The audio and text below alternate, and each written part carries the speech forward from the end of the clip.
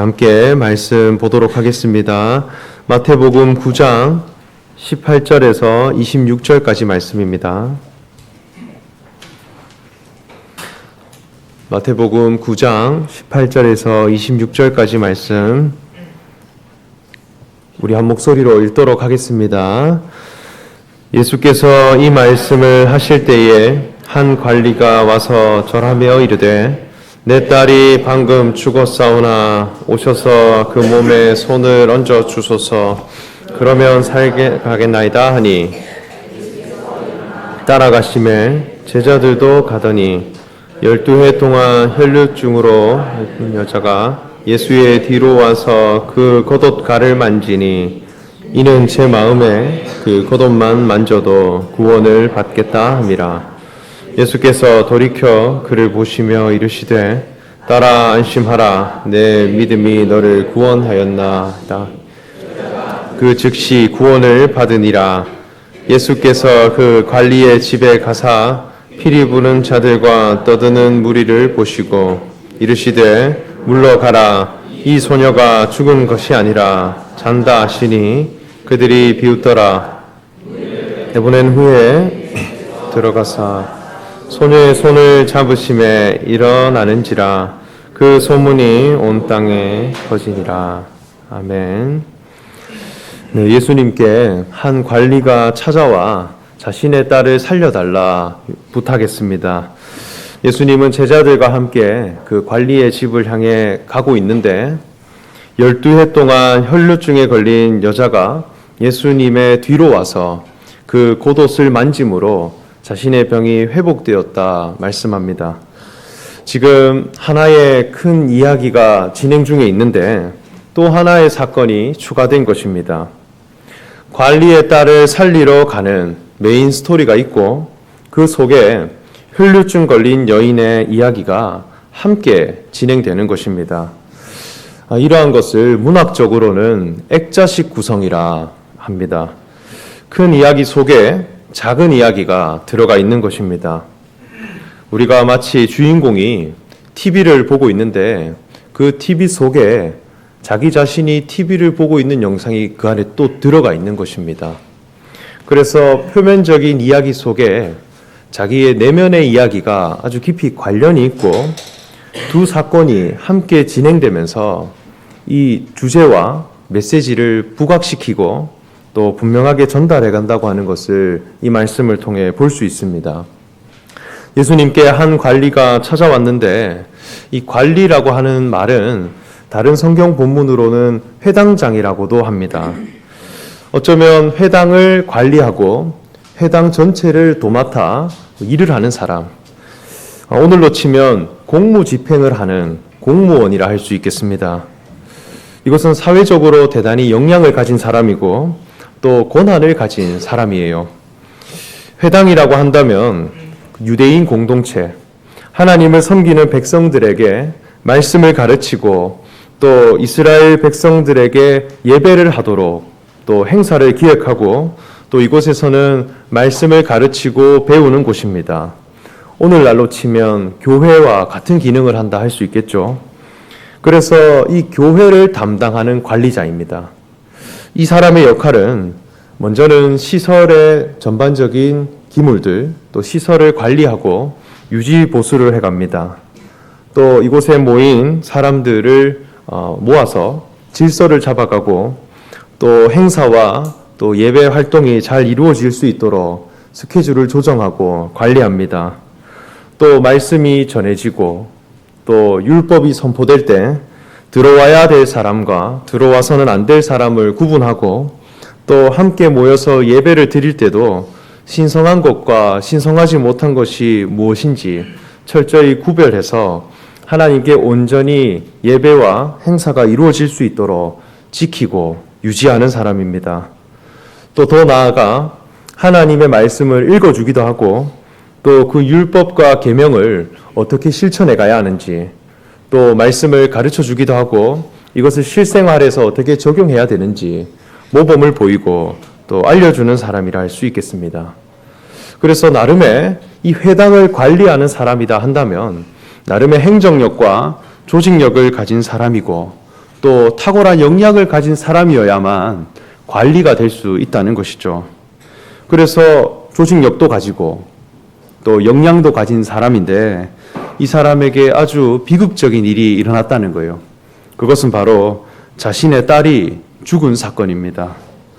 그래서 회당은 너무나 잘 관리하고 또 관리자로서는 너무나 훌륭한데 자신의 딸은 살리지 못하는 그런 안타까운 상황에 처해 있다는 것이죠.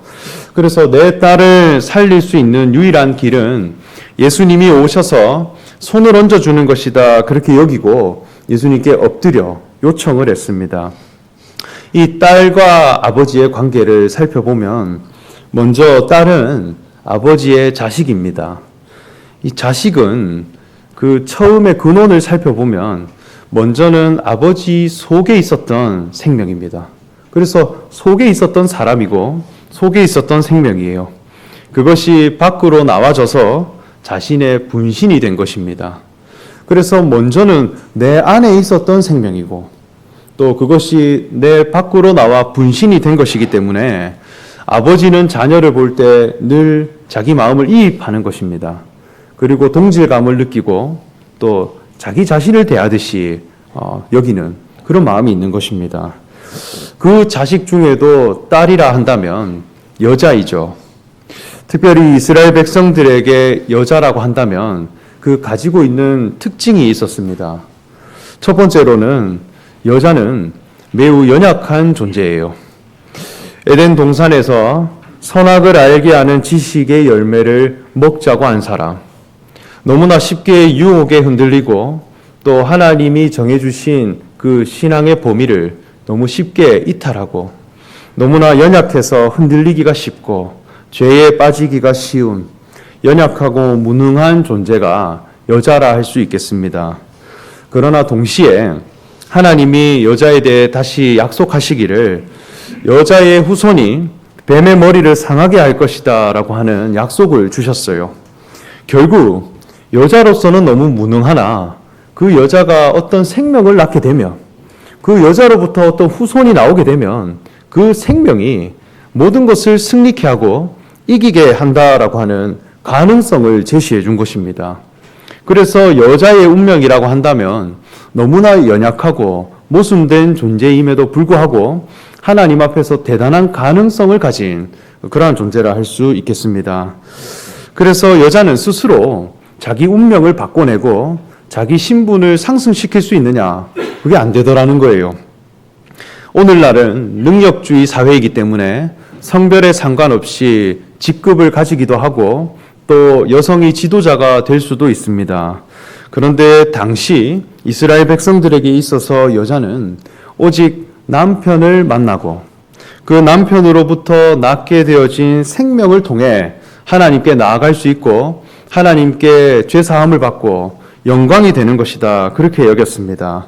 그래서 어떤 남편을 만나느냐가 너무나 중요한 과업이었고 그 남편을 통해 생명을 낳게 되면 이것은 하나님께 가품이 되고 영광이 된다. 자기 인생의 모든 미션이 이루어진 것이다. 그렇게 여겼습니다. 그래서 여자는 거지를 남편으로 삼아서 거지의 씨를 받게 되면 거지의 생명을 낳게 되는 거예요. 또 왕을 남편으로 만나서 왕의 생명을 받아 생명을 낳게 되면 왕자를 낳을 수 있는 왕자를 낳는 그런 영광스러운 존재가 되더라는 것입니다. 이것은 대단한 가능성을 가진 존재이고 또 하나님 앞에 부름받은 미션이고 사명이라 여겼어요. 그런데 지금 그 딸이 죽었다라고 하는 것은 대단한 모순을 보여주고 있습니다. 회당을 관리하고 또 무언가를 조직을 갖추고 또 체계를 잡아가는 것에 대해서는 너무나 탁월한데 생명을 낳고 하나님의 영광에 이르러야 할 미션과 사명, 생명을 낳는 것에 대한 거룩한 사명에 대해서는 죽어버렸다는 거예요. 그래서 이것을 회복할 수 있는 것은 오직 예수님이 오시는 것이라 여기고 그의 집으로 그를 초대했고 예수님은 그의 집으로 갔습니다.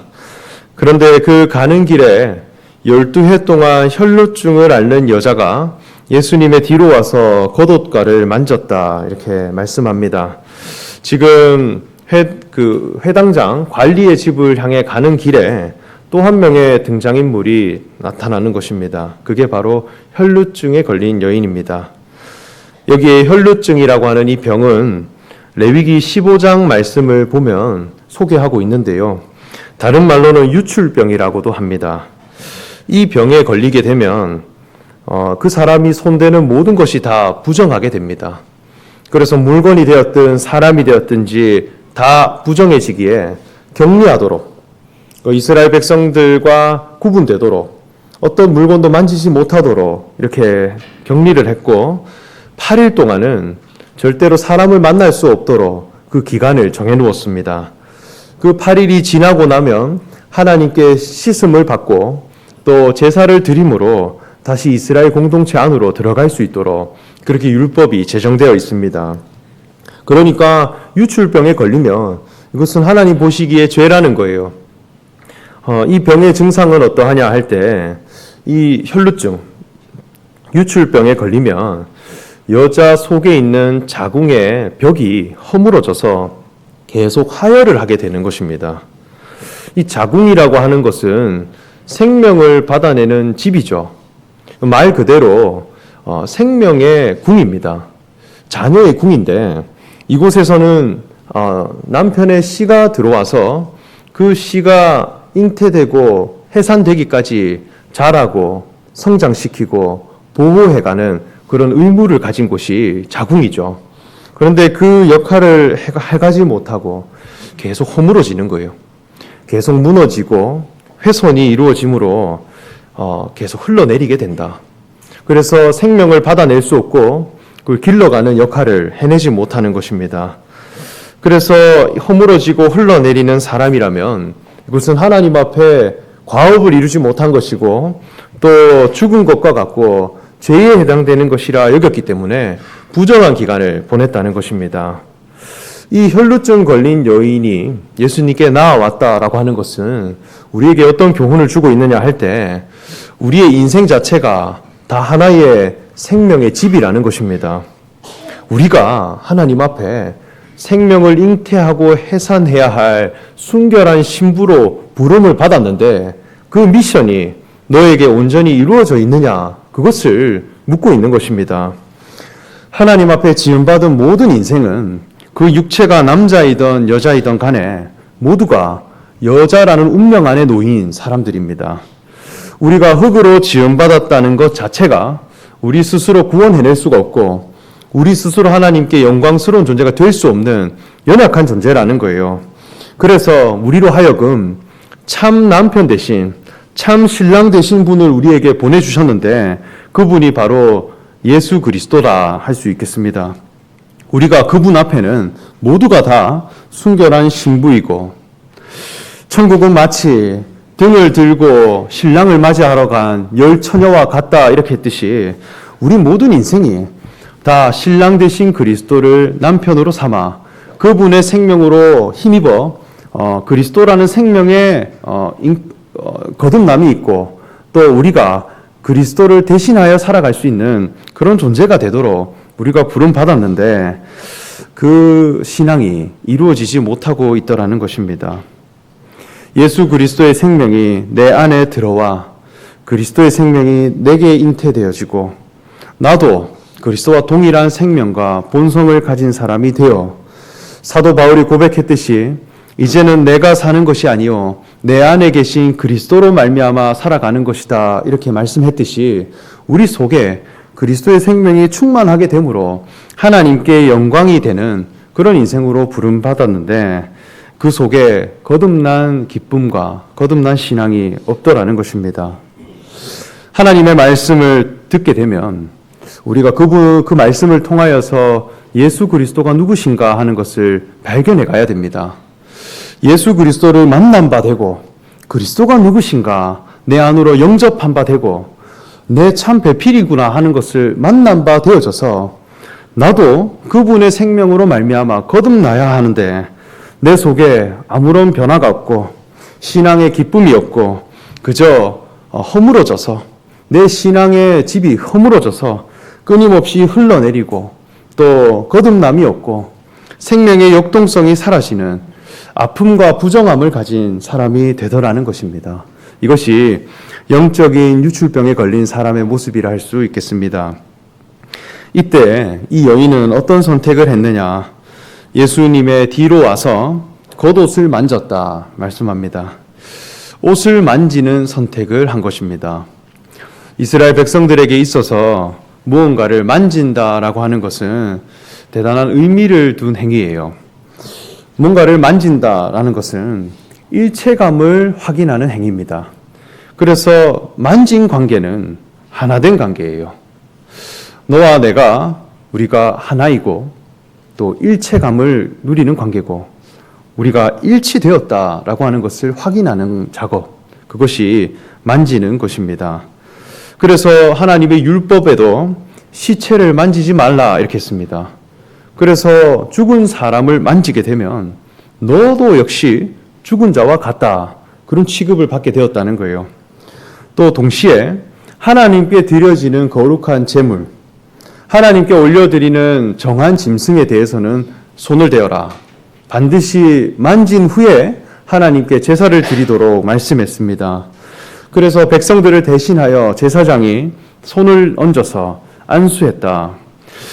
그 거룩한 제물과 일체감을 누리는 작업이 있어야 하나님이 그 제물을 받으시고 하나님은 백성들을 용서하신다라는 거죠. 그러면 이 여인은 무엇에 대해서 일체감을 누리길 원했느냐 할 때 예수님의 옷이었습니다. 이것은 혈루증에 걸린 환자로서는 율법을 어긴 것입니다. 분명히 레위기 율법에 혈루증에 걸린 여인은 만지는 모든 것이 부정해진다 이렇게 했죠. 그래서 어떤 것도 만지지 못하도록 격리되어 있어야 합니다. 그런데 예수님의 옷을 만지는 것은 죄인이 되더라도 그 선택을 하겠다는 것입니다. 왜 그랬느냐? 그 여인의 마음 속에 겉옷만 만져도 구원을 받겠다라고 하는 확신이 있었기 때문입니다. 이 옷이라고 하는 것은 무엇이냐 할 때 사람이 가진 신분과 지위를 나타내는 것입니다. 이 옷이라고 하는 것은 그 사람 속에 있는 가치관, 그 사람이 가진 신분과 지위를 표현하는 아주 훌륭한 수단입니다. 그래서 군인들도 보면 군복을 입고 있는데 그 군복 속에 그 사람의 상태가 정확히 나와요. 그래서 소속이 어디며, 계급은 어떻게 되며, 또 그 맡은 직분은 무엇인지, 그 옷을 보면 그 사람의 상태와 그 사람이 가진 정체성에 대해서 명확히 알 수 있는 것이죠. 그래서 옷에다가 사람의 신분과 내면을 담아 놓는 것입니다. 이스라엘 백성들에게 있어서도 이 옷이라고 하는 것은 사람의 신분과 정체성을 나타내는 수단이었습니다. 그래서 이스라엘 백성들에게 있어서 가장 중요하고 가장 소중히 여기고 가장 거룩하게 여기는 옷이 있는데 그것이 무엇이냐? 대제사장의 예복입니다. 대제사장을 세우고 반드시 옷을 입도록 했어요. 하나님이 계신 지성소, 하나님과 대면할 수 있고 하나님과 직접 소통할 수 있고 하나님과 하나 될 수 있는 대제사장은 반드시 어떤 옷을 갖춰 입고 그곳에 출입하도록 한 것입니다. 그 예복을 보면 아주 화려하고 또 아주 세밀합니다. 속옷과 겉옷을 구분해서 입게 하는데 흉배에는 보석이 달려 있고 또 머리에는 금관을 쓰고 또 그 치마와 또 그 하단에는 다양한 천들과 천을과 실들을 꿰어서 아주 화려하고 또 아주 영광스러운 예복을 지어 입도록 한 것입니다. 그것은 하나님 앞에 대제사장이 가져야 할 그 신앙의 성품, 신앙의 가치관, 그 사람 속에 있는 의로움의 기준들이 그 옷을 통해 나타나도록 했다는 거예요. 그래서 옷을 보면 하나님과 만날 수 있는 존재는 저러한 분이구나라고 하는 것을 알 수 있도록 옷으로 드러나게 했습니다. 그러니까 예수님의 옷을 잡았다라고 하는 것은 예수님이 가지신 그 신분과 예수님이 가지신 그 신앙의 정체성에 대해 나와 일치시켰다는 거예요. 이것이 믿음입니다. 예수님은 우리에게 어떠한 분으로 오셨느냐? 예수님은 그리스도요, 하나님의 아들로서 우리에게 오셨습니다. 그것이 예수님의 신분과 정체성이에요. 유대인의 왕이요, 대제사장으로 오셨는데 그분이 가진 신분과 정체성, 예수님이 가지고 계신 삶의 목적과 신앙의 정체성에 관하여 내가 하나 되고자 했다는 거예요. 그것을 내 것으로 삼고 그것이 나와 일치되어지는 사람이 되기를 간구하고 붙잡았다는 것입니다. 우리 속에 신앙에 대한 생명의 거듭남에 대한 기쁨과 또 하나님께 영광스럽지 못한 그런 사람으로 발견되었을 때 우리는 무엇을 해가야 되느냐? 예수 그리스도께서 가진 그 거룩한 신분과 정체성이 무엇인가 하는 것에 대해 내가 붙잡은 사람이 되고 그것을 내 속에 일치시키는 사람이 되어야 합니다. 그것이 구원이고 그것이 참된 믿음이라 할 수 있겠습니다. 여기에 관리라고 하는 사람은 회당에 대해서 대단히 지켜갈 수 있고 또 조직적으로 관리하는 사람이죠.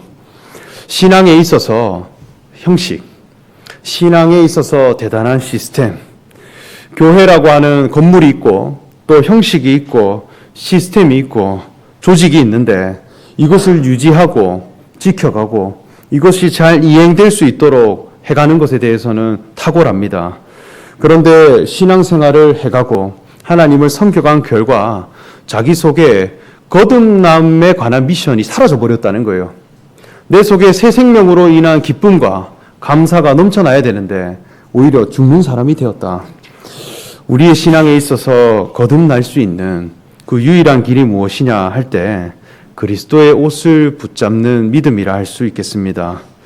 우리 신앙에 있어서 너무나 중요한 개념, 우리 신앙에 있어서 하나님께 거듭난 신앙을 확보하는 유일한 길은 무엇이냐 할 때 예수님께서 그리스도가 되신다라고 하는 것을 내가 믿는 신앙입니다. 제가 목회자로서 사역을 해가고 또 청소년들을 양육해가고 많은 청년들을 만나서 또 목회학 공부도 해가고 할 때 저 자신이 많이 느낀 것이 정말 교회라고 하는 곳은 정말 관리를 잘하는구나라는 생각을 했어요. 신앙 관리, 교인 관리, 건물 관리 너무나 잘하는데 예수님의 옷을 붙잡는 것 외에는 다 하는구나라는 생각을 했었습니다. 질서도 있고 조직도 있고 체계도 갖추어져 있고 다 있는데 그리스도를 믿는 신앙에 관하여 그것 빼고 다 해가는구나라는 생각을 그런 것을 정말 많이 느꼈습니다. 프로그램도 있고 부흥회도 있고 기도회도 있고 정말 1년 달력을 보면 교회 생활의 시스템이 너무나 잘 갖추어져 있어서 목회자들이 불이 나게 움직이고 하루도 쉴 틈이 없습니다. 그런데 그 속에 나로 하여금 거듭나게 하고 왕 같은 제사장의 생명이 내게서 나와져서 나로부터 나온 생명으로 말미암아 승리함이 있고 뱀의 머리를 상하게 함이 있고 하나님 앞에 영광스러운 사람이 되게 되느냐? 안 되더라는 것입니다. 어릴 적부터 신앙생활을 해가고 또 너무나 관리를 받아갔는데 결국 청년이 되어서 교회를 떠나가고 그 신앙의 집이 허물어져가는 사람들을 너무나 많이 만났습니다. 목회자로서 너무나 안타까웠고 나는 정말 무엇을 위해 살아가야 할 것인가 고민하게 되었습니다. 그러나 12회 동안 혈류증에 걸린 여인은 예수님의 옷을 만지는 것에 집중했습니다. 죄인이 된다 하더라도 이것을 붙잡는 것만이 내가 구원받을 길이라 여겼어요. 이스라엘 백성들에게 있어서 12이라고 하는 이 수는 그 의미를 담아놓고 있는데 하나님의 나라, 거룩한 신앙 공동체를 상징하는 수입니다. 그러니까 하나님 나라를 닮은 신앙 공동체에 이르는 그 생명이 내게 없더라. 그래서 혈루증을 앓게 되고 마침내 12회가 이르렀을 때 그것이 내게 이루어진 바 되는 혈루증이 낫게 되는 그런 기적이 일어났습니다. 회당으로서의 기능과 12회를 보낸 사람으로서의 그 사모함, 이것은 전혀 다른 것이죠. 그저 눈에 보이는 회당, 이것을 관리하고 여기에서 어떤 형식을 갖춰가고 시간을 보내가고 관리자로서의 상태, 이것으로는 되지 않는다. 오히려 내 모든 것을 다 들여서 그리스도의 옷에 관하여 붙잡고 그 그리스도께서 가진 귀한 지위와 신분과 정체성에 대해 내 것으로 삼을 줄 아는 사람들이 되어야 하겠습니다. 마지막으로 예수님이 그 관리의 집으로 가서 피리 부는 자들과 떠드는 무리들을 보시고 물러가라. 이 소녀가 죽은 것이 아니라 잔다. 이렇게 하시니 모두가 비웃었습니다. 무리를 내보낸 후에 예수님이 들어가셔서 소녀의 손을 잡으심에 그녀가 일어났다 말씀합니다. 이것은 죽은 것이 아니라 자는 것이다 했습니다. 그리스도를 만나기 이전의 내 모습, 예수 그리스도의 신분과 지위가 내 속에 없는 그 믿음이 온전히 이루어지지 못한 상태, 그 신앙에 있다면 나는 이미 하나님 앞에 죽은 것과 같다는 거예요. 사람들이 볼 때는 죽은 것이죠. 육체가 살아있으나 그 속에 생명의 거듭남이 없다면, 예수 그리스도와 동일한 생명과 정체성이 내게 이루어지지 못했다면 그것은 너무나 허망한 것이고 죽은 것이다 할 수 있겠습니다. 그러나 예수님이 우리에게 오심으로, 그리고 그 여인이 이 옷깃을 붙잡음으로 예수님은 그녀에 대해 잔다 이렇게 했습니다. 죽은 것과 자는 것은 그 표면으로 볼 때는 비슷해 보입니다. 다 의지가 없고 엎드려져 있는 상태입니다. 그런데 잔다라고 하는 것은 깨어남에 대한 가능성을 가진 상태입니다. 다시 일으켜질 수 있는 가능성의 상태예요. 그것이 바로 예수님의 옷에 있습니다. 비슷해 보이지만 가능성이 다른 것입니다.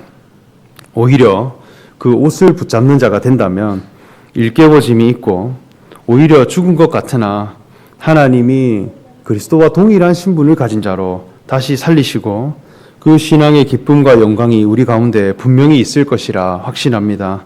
이 말씀이 우리 가운데 교훈으로 자리 잡기를 소망하며 말씀을 전합니다. 함께 기도하겠습니다. 사랑의 하나님, 하나님 앞에 부름받은 우리의 과업과 우리 인생의 목적이 무엇인가를 늘 생각해 가기 원합니다. 참 신랑 되신 예수 그리스도를 우리 인생의 배필로 삼고 그분의 생명으로 말미암아, 그분의 생명이 우리 속에 들어오는 것으로 말미암아 우리가 하나님의 자녀가 되고 또 거룩한 생명이 우리 속에 있게 되므로 하나님께 영광과 가품이 있게 되는 귀한 복된 사람이 다 되게 하여 주시옵소서. 그러되 예수 그리스도의 옷을 붙잡는 믿음으로 나아가는 자들이 다 되게 하여 주시옵소서. 예수님이 가지고 계신 거룩한 신분과 정체성, 그저 예수님이 행하셨던 어떤 일들과 그 행함에 관하여서 붙잡는 사람이 아니라 그분이 가진 삶의 목적과 신앙의 정체성에 관하여 우리가 내 것으로 삼고 나와 일치시켜 갈 수 있는 그런 믿음을 허락하여 주시옵소서. 감사드리며 예수님의 이름으로 기도합니다. 아멘. 다 함께 찬송가 88장 찬송하겠습니다.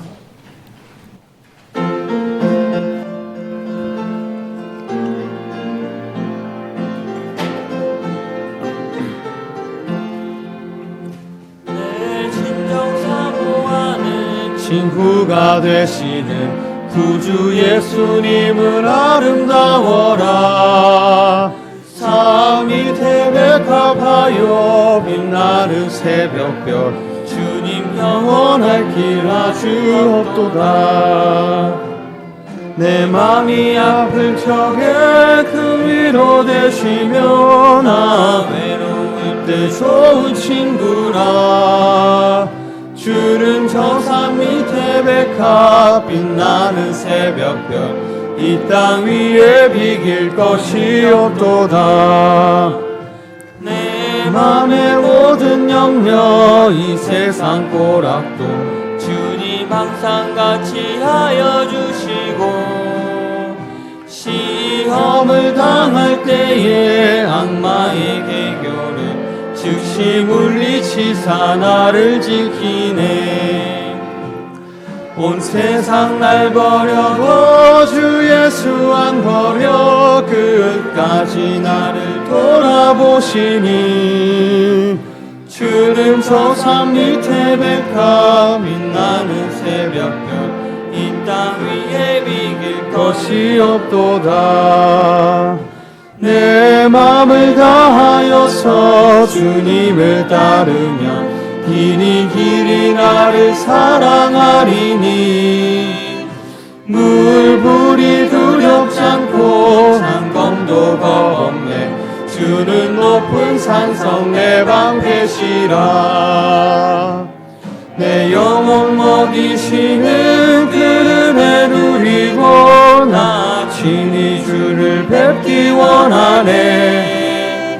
주는 저 산 밑에 백합 빛나는 새벽별 이 땅 위에 비길 것이 없도다.